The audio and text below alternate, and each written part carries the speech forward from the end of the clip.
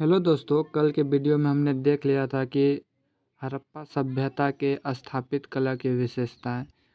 आज के वीडियो में हम एक महत्वपूर्ण क्वेश्चन करने जा रहे हैं। अगर आप पहले वाले वीडियो को नहीं देखे हैं तो पहले जाके पिछले वीडियो को देखिए और उसे अपने कॉपी में नोट्स कीजिए। अगर आप इस चैनल पर नए हैं तो पहले इस चैनल को सब्सक्राइब कीजिए और फिर अधिक से अधिक लोगों में शेयर करने का प्रयास कीजिए। चलिए शुरू करते हैं। देखिए, यहाँ से एक क्वेश्चन बनता है, मोहनजोदड़ो की दुर्ग में ऐसी संरचना के अवशेष मिले जिन्हें संभवतः सार्वजनिक उद्देश्य के लिए प्रयोग में लाया। क्या है? सार्वजनिक, सभी लोगों के लिए प्रयोग में लाया जाता था। वो कौन कौन सी संरचना है? तो चलिए हम देखते हैं, है ना। कहते मोहनजोदड़ो में वो कौन सी संरचना है जो सार्वजनिक उपयोग के लिए लाया जाता था।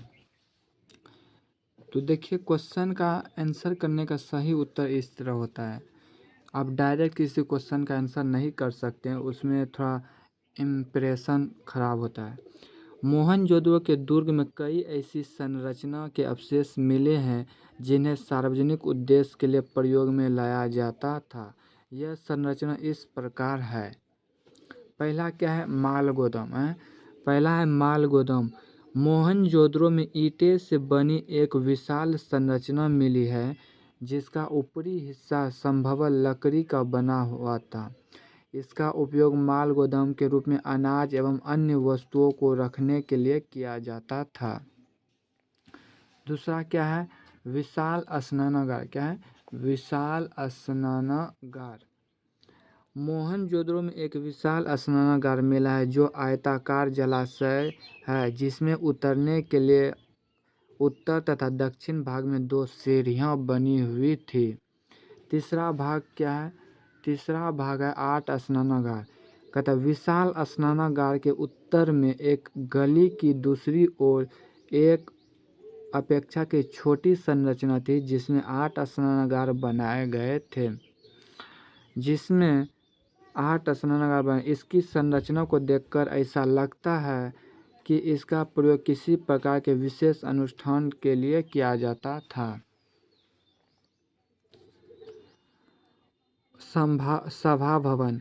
मोहनजोदड़ो की खुदाई में दुर्ग पर एक बड़ा सभा भवन मिला है जिसमें पक्की ईंटों से बने 20 बड़े स्तंभ हैं जो 4-4 पंक्ति में खड़े हैं।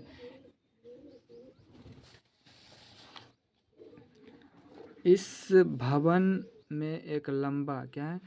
इस भवन में एक लंबा ढलान, बैठने का ऊंचा स्थान और छोटे छोटे बेंच बने हुए हैं। यह भवन संभवतः सभा भवन या किसी बड़े अधिकारी का कार्यालय रहा होगा। अब हम दूसरा क्वेश्चन को देखते हैं। एनसीईआरटी क्वेश्चन नंबर 2 को हम देखते हैं। पुरातात्विक हड़प्पा समाज में सामाजिक आर्थिक भिन्नताओं को पता किस प्रकार लगाते हैं? वे कौन कौन सी भिन्नताओं पर ध्यान देते हैं? या फिर इसी क्वेश्चन को दूसरे तरह से पूछ सकता है, समाधान एवं उत्खनन से प्राप्त विलासिता संबंधित वस्तुओं के आधार पर हड़प्पा संस्कृति के सामाजिक भिन्नता का उल्लेख कीजिए। तो चलिए इसका हम आंसर को देखते हैं। पुरातात्विक किसी भी संस्कृति विशेष में रहने वाले लोगों के बीच हड़प्पा सभ्यता और सामाजिक तथा आर्थिक भिन्नता का पता लगाने के कई विधियों का प्रयोग करते थे, जिसमें एक महत्वपूर्ण विधि समाधान या कब्र का अध्ययन करना है। मिस्र की विशाल पिरामिड की अध्ययन की तरफ पुरातात्विक हड़प्पा स्थलों से मिले समाधान यानी कि कब्र का अध्ययन करते हैं और हड़प्पा समाज में फैली सामाजिक आर्थिक भिन्नताओं का पता लगाते हैं। इसका तीसरा पॉइंट क्या होगा? तीसरा पॉइंट देखिए,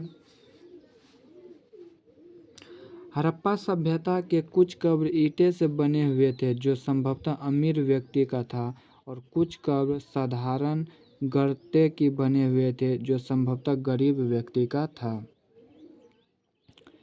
इसी तरह कुछ कब्र में मृत भांड, तांबे का दर्पण एवं आभूषण मिले हैं। इस तरह का कब्र अमीर का होंगे।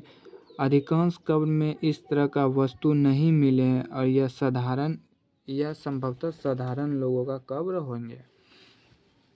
आगे हम देखते हैं, इसी तरह पुरातात्विक खुदाई में मिले उपकरण, औजार, धातु एवं बर्तनों के आधार पर लोगों के सामाजिक एवं आर्थिक भिन्नताओं का पता लगाते हैं।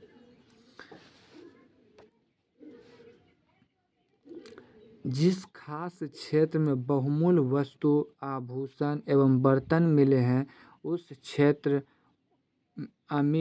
क्षेत्र अमीर लोगों की बस्तियां रही होगी, और जिस क्षेत्र में विभिन्न प्रकार के उपकरण, औजार मिले हैं, वह क्षेत्र शिल्पकार का हुआ होगा। तो हमने देखा कि कितना महत्वपूर्ण सब क्वेश्चन यहाँ बताया जा रहा है आपको। तो आगे हम देखेंगे कल के वीडियो में। तो आज के लिए बस इतना ही।